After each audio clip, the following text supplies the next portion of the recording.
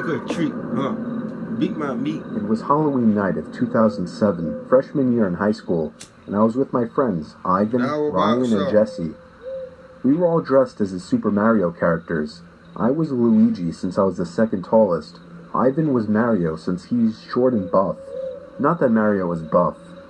Jesse was Waluigi because he's freakishly tall and skinny, and Ryan was Wario because he's just really fat. So they were the perfect group costumes for us. We live in a very non-congested suburban neighborhood with a decent amount of space in between houses. On Halloween, that's the worst thing ever. Less bang for your buck. We were trick-or-treating for hours, way past dark, and eventually came the time when most trick-or-treaters were heading home. My feet started to hurt, and I had to constantly switch arms for holding the now 10-pound pillow sack of candy, but we planned on going until our bags were completely full. A lot of the houses by now weren't answering anymore. It was probably past their cutoff time for giving candy to trick-or-treaters. Approaching our next house, we saw a purple bucket on the stoop, which was the best feeling ever. I was the one to get close enough to realize it was empty, which was the worst feeling ever. I turned around when I heard a knock at the window of the house. We all looked at the window. Couldn't see anyone, but heard someone call out, "Wait!" The door opened, and an older man, late 40s, already balding, stepped outside. He told us to come inside so he can get us some more candy. I said we could just wait out here. He responded saying something along the lines of, "Nonsense, come on in, we'll get you your candy." Ivan stepped in and said, "It's alright. Come on, Dan, let's go." I told the guy to take care and apologized. He just stood there watching as we walked off, not saying anything. I felt bad, but at the same time, that guy seemed like a creeper, and I figured I just dodged a bullet not going in there. Yeah, a big one. If the story ended there, it wouldn't be scary. So of course, it didn't end there. We skipped a few of the guy's neighboring houses just to get further away, and continued on with our business. We were walking down close to the nature preserve now, so there weren't many houses around us. At this point, we were now walking back closer to Jesse's house. I noticed Ryan had stopped walking, and I turned around to see what's up. He said he heard someone moving from behind the trees in the preserve. Now this was before everyone's phones had flashlights, so we couldn't just go searching in the woods for someone.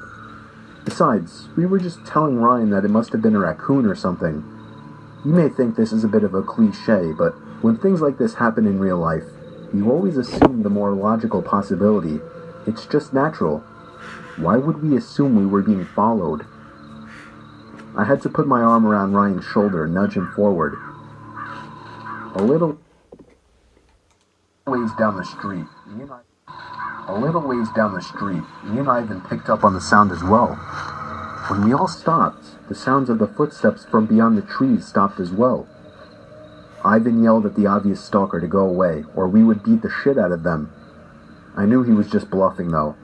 I could hear the nervousness in his voice. The snap of a twig from beyond the trees triggered a fight-or-flight response in all of us. Me, Jesse, and Ryan all ran for it.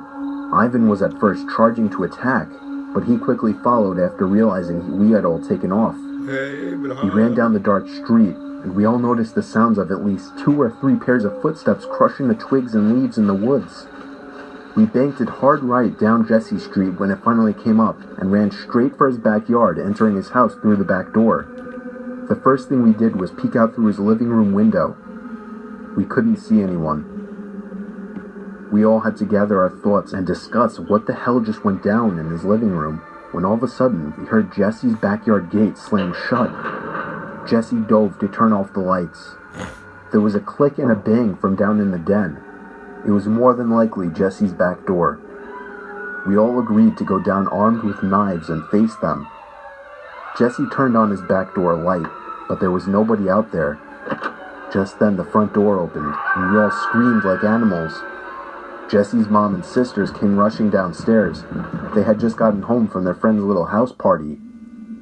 We all rested assured knowing it was just them. Jesse explained what happened, but made it seem a lot less dramatic. Me and Ivan went home after that and called it a night. At 12:30 a.m., I got a disturbing text message. It was from Jesse. It said, "It wasn't my mom." I texted back saying, "What?" He responded back quickly, saying, "It wasn't my mom in the backyard."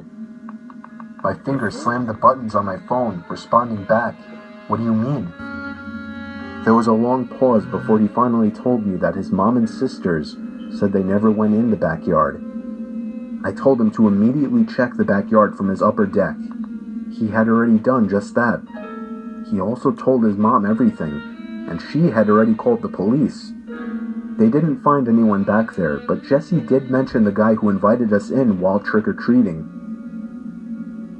Nothing ever became of that, and nothing ever happened at Jesse's house again after that one Halloween night. Make sure y'all go check out this video down below. Give this video a like, comment, share, and subscribe. Let's go, man. Gang!